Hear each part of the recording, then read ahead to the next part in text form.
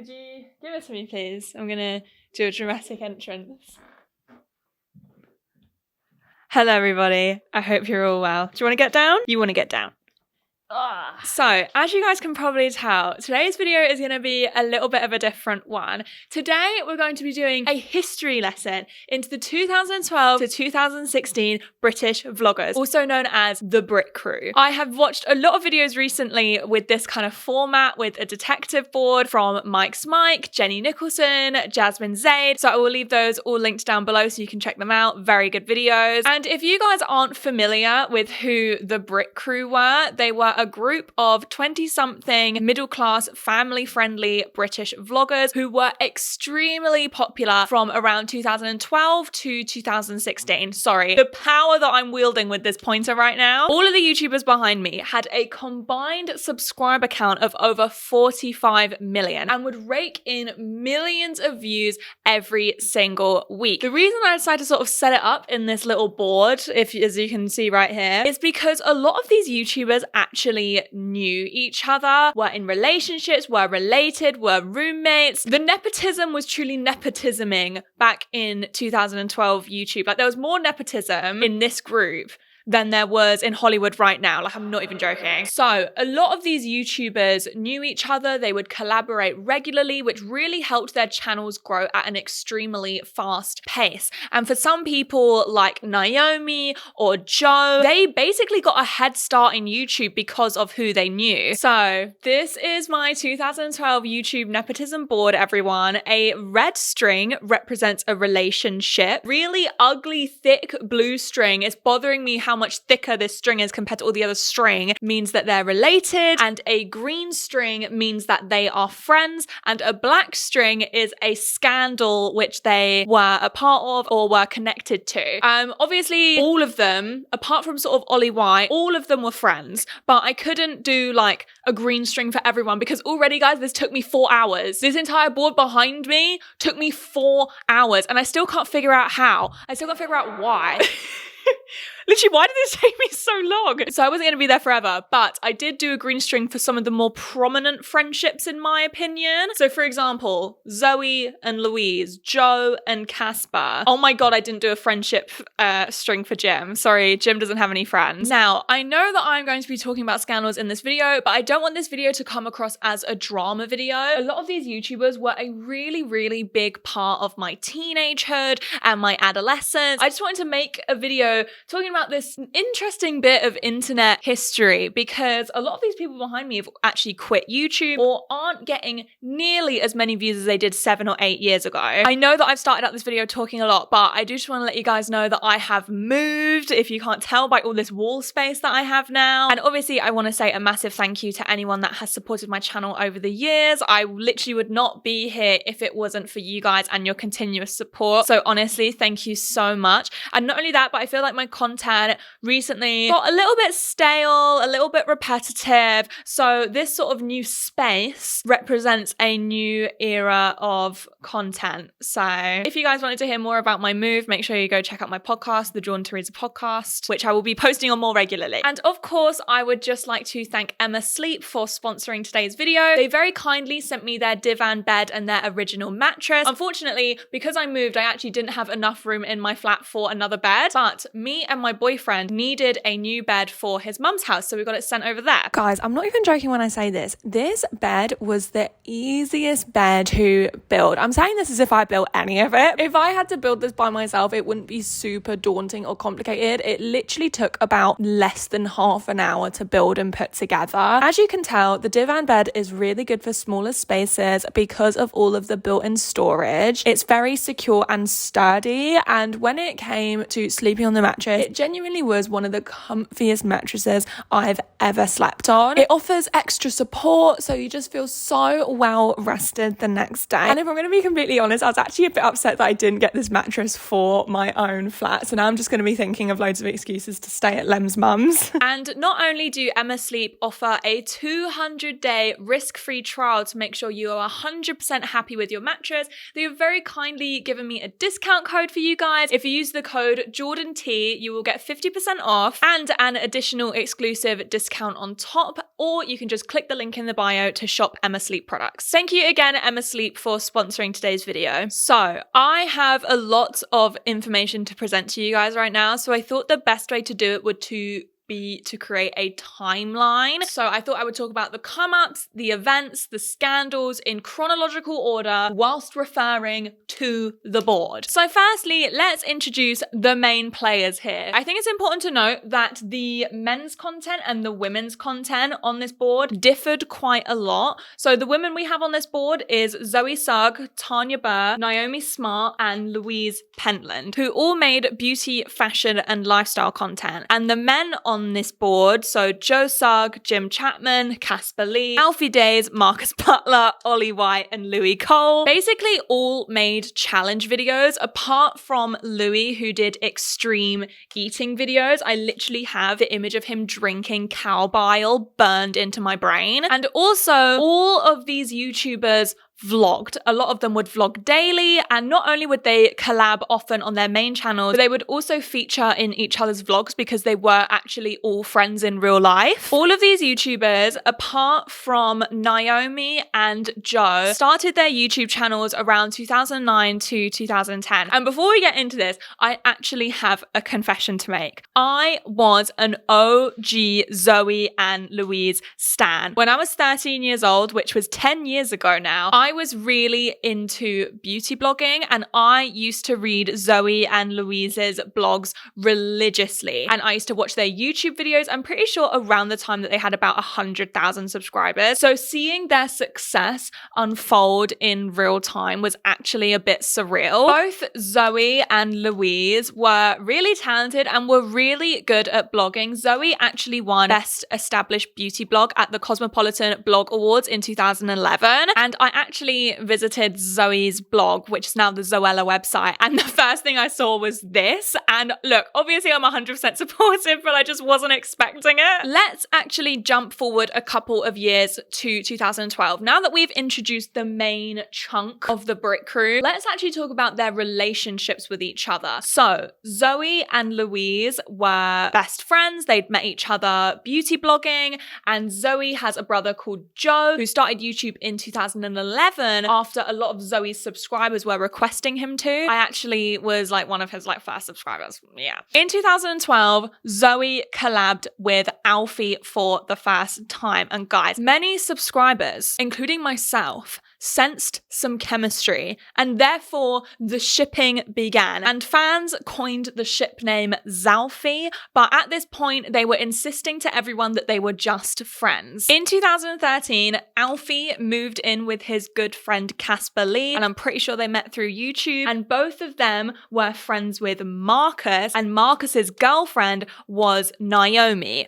Are you staying with me? Alfie, Casper, and Marcus were all friends with Jim Chapman. Jim Chapman's older sisters are actually Sam and Nick Chapman, aka Pixie Woo, who were makeup artists on YouTube. I used to love their videos. I watched so many of their videos, but even though they're here, I'm not including them as the Brit crew. So when I'm sort of talking about generalized critiques and criticisms of the Brit crew, I ain't talking about them too. And Jim was married to Tanya, and they both had a dog called Martha. I know this seems like a random piece of information, but I promise this will be important later. Louis was generally friends with everyone, to be honest. I don't really particularly remember a specific friendship which stands out to me. And Louise was friends with Ollie White, because I remember discovering him because they collabed on her channel. And I remember sort of Tanya, Naomi, and Zoe ended up becoming pretty good friends, and they were referred to as like the girlfriends. And of course I have missed out on some popular British YouTubers like KSI, Dan and Phil, but to be honest, I don't really think they were part of the Brit crew, because I think that their content, especially KSI's, has really stood the test of time, unlike a lot of the content creators here. Oh, that sounded mean. It actually wasn't meant to be mean. 2013 was definitely the year where all of these guys became really good friends with each other, would regularly collaborate on each other's channels, and would appear in each other's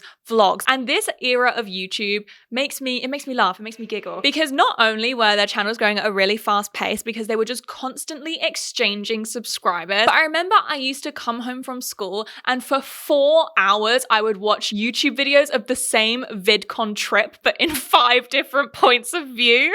In 2014, nearly all of these YouTubers hit 1 million subscribers. And just to put that into perspective for you guys, I've been making commentary videos for the past 3 years and I'm nearly at 400,000 subscribers. Not only did the regular collabing help grow their channels, but also all of these YouTubers made extremely family-friendly content, which really helped harbor a young and large fan base. Also, a lot of these YouTubers were actually really relatable. They were all in their 20s. They all started out filming YouTube videos in their bedrooms. And when they all became friends with each other and they started becoming more and more successful, they were going on trips, they were regularly vlogging, you could really live vicariously through their content. With the daily vlogging especially, you ended up building real parasocial relationships with all of these creators. Just to deep how bad the parasocial relationship was, do you know what I would have done to be born as Louise's baby glitter?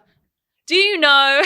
Genuinely, these YouTubers felt like my friends. I remember I used to come home from school every day and look forward to watching all of their vlogs because I had a little bit of a rough ride in school, and watching their videos actually made me feel a lot less alone. This was really at a time where YouTube audiences valued relatability, because I think it's really easy to look back on this content and think, why did I enjoy this so much when I was younger? But the fact of the matter is that the standards for content were a lot lower 10 years ago than they are now. This might be a bit biased, but I personally think that Zoe, Joe, and Louise made really good YouTube content. And I also think that Tanya was a very talented makeup artist. But the rest of them, they're not included, by the way. I love you. I love you, Pixie Woo. I honestly just didn't really get it. I think a lot of them benefited from being white and middle class. I also think the boys especially really benefited from being cute British boys, which is why they had such a large young female fan base. And this is gonna be shady, but I never understood the hype about this man.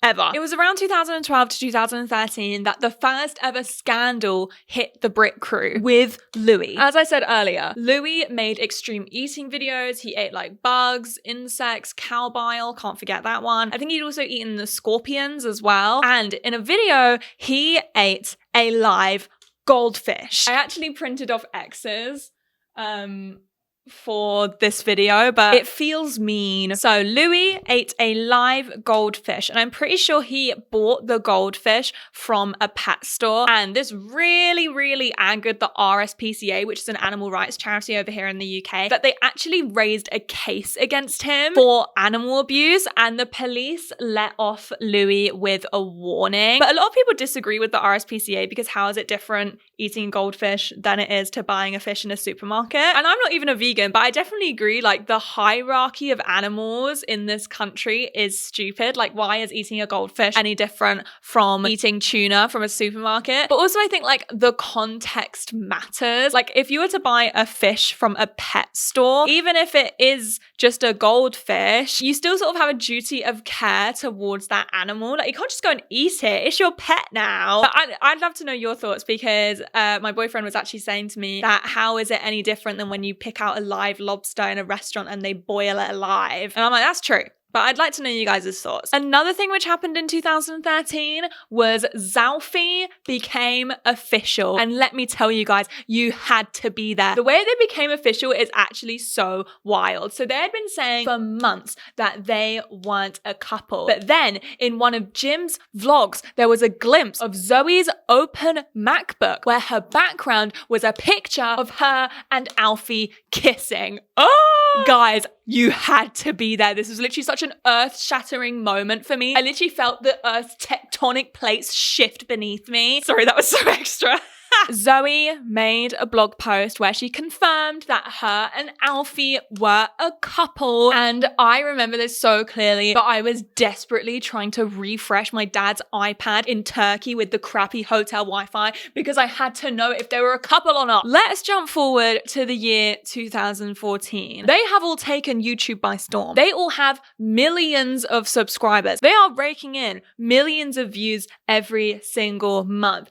Both Zoe and Alfie were part of Band Aid 30, Do They Know It's Christmas, a charity single to raise money for the Ebola pandemic. Joe Alfie, Marcus, Jim, and Casper were part of the YouTube boy band for comic relief. And let me tell you, watching this back, I actually can't believe this happened. But it worked because the video has over 50 million views, so it probably raised a ton of money for charity. And whilst we're on the topic of 2014 business ventures, a lot of these YouTubers featured on the Daily Mix channel. And I don't know how to describe the Daily Mix channel other than British BuzzFeed, but with less money. And I know that sounds really shady, but it's actually not, because I used to watch Daily Mix all the time, especially Beauty Bootcamp. Sam and Nick Chapman, I love you. Something which I am gonna be shady about is Alfie, Marcus, Jim, and Casper were given their own YouTube show. It was called The Crew, and it was on the Style Hall channel. And unfortunately, you can't find any of the full episodes because Style Hall deleted all their videos. But there is actually a compilation video on YouTube. But it's very clear to me that none of these guys had very much experience in presenting. Basically, The Crew was a talk show, and they would talk about a different topic every week. And the topic was always related to girls and relationships. And even the setup was awkward. Like, they were all just sat on these 4 stools. They weren't even given a table. And there was a very small studio audience, but it was all girls who would laugh at every single thing that these boys said.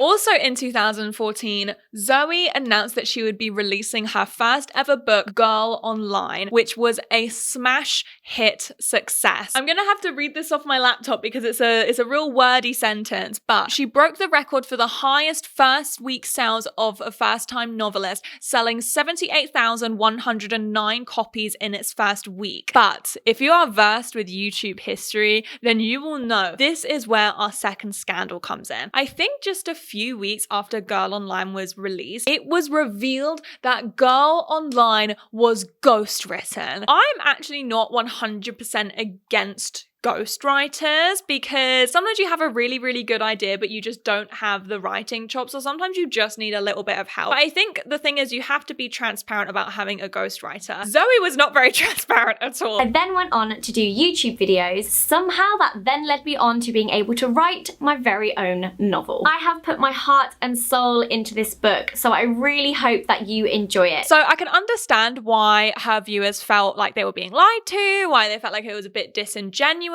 because ghostwriting can be like really extreme, as in you can literally give a ghostwriter a 10-minute rundown of your book and they'll just write the entire thing for you. So it's a tricky one. It's very clear that the success of Girl Online got the publishing industry thinking, look how much money we can make from YouTuber books even when they haven't written it. Would you guys believe this when I tell you that every single person on this board has released a book? And the thing is, I'm sure some of these books are good. Like, I heard that Girl Online was a good book, and I heard that Louisa's books are pretty good. And obviously not including Sam and Nick Chapman, but they do have a book, but it's for makeup artists, okay, so it's fine. Did everyone really need to release a book? Like, was that necessary? Did every single one of these people dream of writing a book ever since they were young? No, they're cash grabs. I know it sounds really shady, but a ton of these people got approached by publishing industries and were probably told, look, we'll ghost write the book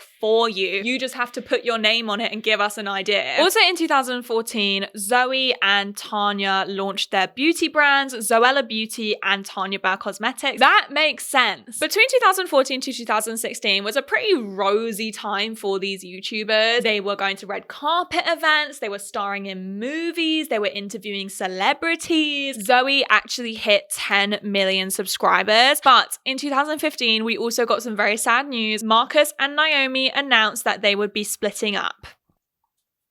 It feels mean. I just wanted to put it visually. The next scandal doesn't come until 2017, where Zoe announced that she would be releasing a Zoella lifestyle advent calendar. Again, you guys probably know about this drama. It was priced at £50, and beauty and lifestyle brands releasing expensive advent calendars, again with only 12 doors, isn't unheard of, because you're expecting to get like 12 minis, so it's actually worth the money. But the problem is that the Zoella lifestyle advent calendar was full of tat. I'm reading off my laptop, but the Zoella lifestyle advent calendar contained a ceramic bauble, a bag of glitter, 2 cookie cutters, a sheet of stickers, a mini pencil case, 2 candles, a mini bottle of room spray, a pen, a furry keyring, and a notepad. And just to make matters worse, a commentary YouTuber called Jackmate made an entire video ripping this advent calendar apart. And even though I think Jackmate does the absolute most sometimes, it was actually a pretty good video. Zoe did actually do an apology at the end of a vlog where she explained that when it comes to Zoella lifestyle, she is only in control of the creative side and the price is always up to the retailer, and that she is just as disappointed as her fans are with the way that they decided to price it. Now, I don't actually think there's anything wrong with coming onto your channel and explaining yourself and even defending yourself, because I do genuinely believe that she didn't have any control over the price. It was up to Boots. But the problem for me is that if you're coming with an apology and you're trying to put yourself in the same place as your fans by saying, oh, I'm just as disappointed as you guys, when in reality, you're the person that has made tens of thousands of pounds of profit from this calendar, meanwhile your fans are out 50 quid and they have 2 cookie cutters. 2017 seemed to be the beginning of the Brit crew losing their audience a little bit. I do think that there are several reasons for this. Number one, a lot of their subscribers had grown up and grown out of their content, especially when you look back on it as sort of an older teenager or an adult and how sort of family friendly and sanitized their videos are. It makes you feel like that maybe they're being a little bit disingenuous, or not even necessarily disingenuous, but you're like, oh, this is all very family friendly and it's not for me anymore. Also, a lot of these YouTubers became extremely successful and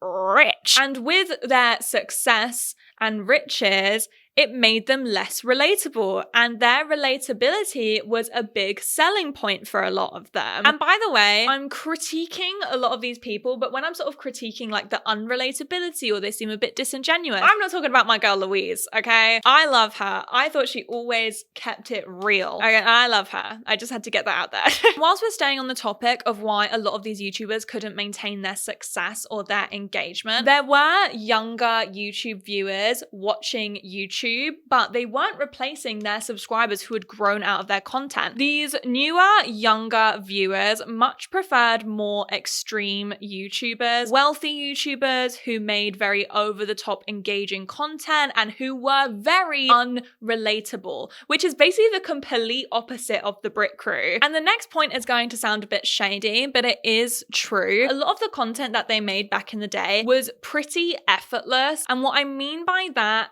is all they would really have to do was film a challenge video with one of their friends, edit it really simply over that traumatizing ukulele music, and that video would get millions of views. Or they could literally just exist, just go about their day-to-day life whilst hanging out with all of their friends. They just had to vlog all of it, and again, they would get millions of views. And it's not like I don't think these YouTubers worked hard. Daily vlogging is difficult, and also commodifying all of your friendships and relationships takes a toll on your mental health and general well-being. But that does not take away from the fact that standards for content were just a lot lower 7-8 years ago than they are now. I think it's really difficult to adapt your content to a new audience who favors the likes of Jake and Logan Paul when you could film a chubby bunny challenge with your mate, edit it on iMovie, and then it would get 5 million views. Let's get back onto the timeline, shall we? And let's talk about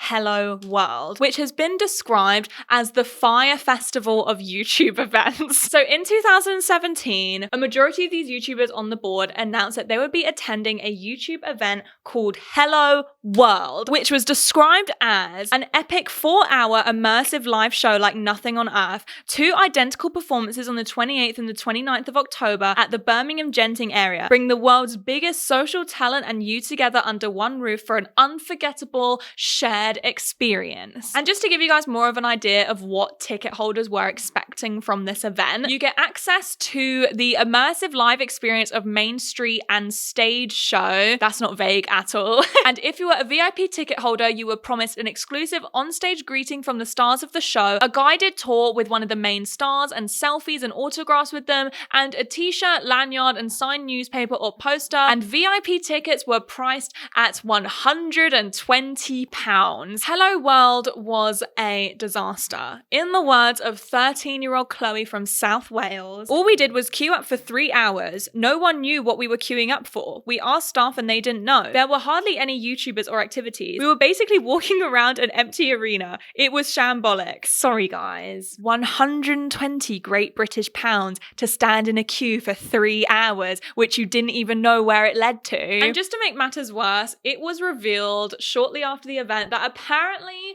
a lot of these YouTubers owned shares of Hello World, so they would be making like a pretty penny from this. Marcus and Jim were actually recently interviewed by Rolling Stone, where they explained the shambolic debacle that was Hello World. So the Brit crew actually set up a company, Crew Live Limited, to launch the event, and according to Jim, we rushed it. I think we were a bit like, we can do it better because we know what's up. In actual fact, we might have bitten off more than we could chew. Unfortunately, the disaster that was Hello World only further cemented in a lot of people's minds that these YouTubers were unrelatable and a bit money hungry. And also it was at that time that a lot of people were accusing these YouTubers of exploiting their young fans. And my opinions when it comes to this are mixed, because on one hand, I do think at this time, a few of these people were quite out of touch and some of their actions were coming across as a little bit money grabby. Like, why do all of these people have books? But also on one hand, I do believe that a majority of these YouTubers had good intentions with Hello World, especially Jim and Marcus. Like, they were sounded like they were the main planners. They clearly had good intentions, but it was just disorganized and mismanaged, and they did not have the experience. In 2018, a lot of these YouTubers' engagement had dropped off quite a bit. So what I see as a bid to try and switch up his content, make it a bit more creative, Alfie posted his infamous living off £1 a day challenge. I think regardless of the content in the video, as a millionaire to make a living off £1 a day challenge is already in of itself pretty out of touch. But when you actually watch the video, Alfie didn't even stick to the challenge. He drove his Range Rover all day, went to a PT session, then did shopping, but he said it didn't count. And then I think what made it worse was at the beginning of the video, Alfie complained about having to drink tap water. But every cloud has a silver lining, because without this out of touch living off £1 a day challenge, we wouldn't have gotten this gem. And I just want to 100% clear up right now that I'm not a Tory. I just want to 100% clear up right now that I'm not a Tory. Oh my god, sorry, iconic. Alfie did end up apologizing and he donated the revenue of that video to charity. In 2019, Jim and Tanya announced that they would be getting a divorce. Now, I actually have a lot of sympathy for them because their marriage was extremely public. I can only imagine getting a divorce in public is so hard already, not only with now adult old fans telling you that your divorce represents the end of their childhood. Again, the exes are still feeling really mean, but I'm not even doing it with mean intent. I'm doing it because I want to visually, you know what, there's no point even explaining myself. Some people even accused Jim of cheating on Tanya, which wasn't true. But a really interesting scandal which came of their divorce was, where's Martha? Martha was Tanya and Jim's sausage dog, who they got in 2015. And when they announced that they'd be getting a divorce, a few people were wondering who was going to get Martha, what was going to happen with Martha. But as time went on, Martha was nowhere to be seen. So people started asking Tanya on Instagram, where's Martha? Tanya eventually blocked the word Martha, sausage, and dog from her Instagram comments. So people had to start getting creative. So people started commenting, where's the hound?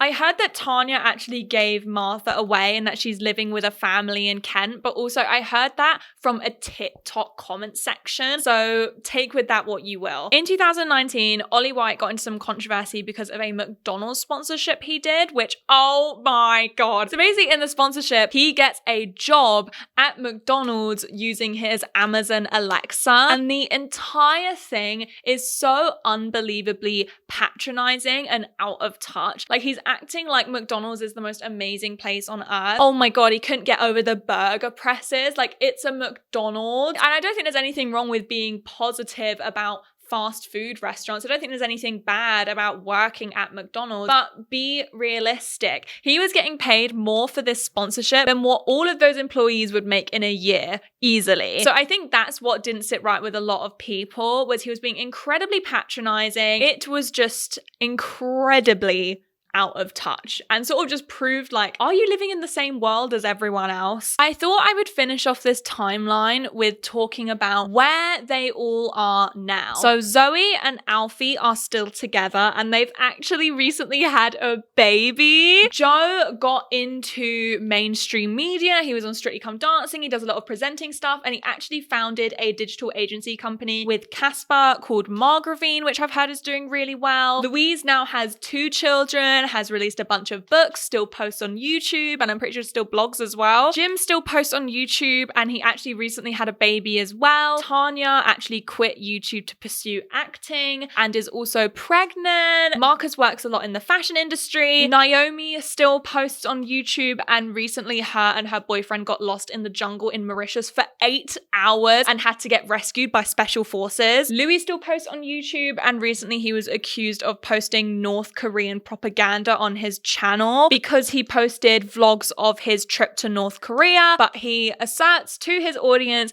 that his videos were not funded by the North Korean government. Ollie White doesn't post on YouTube anymore. He owns a CBD company. He also does crypto stuff and he's still active on Instagram, and hopefully Martha is living her best life in Kent. And that is this video done. I hope you guys enjoyed it. This took me a pretty long time, so if you did like it, make sure you give it a thumbs up, make sure you leave a comment, and I will see you guys soon for another video. Bye. Say bye, boots.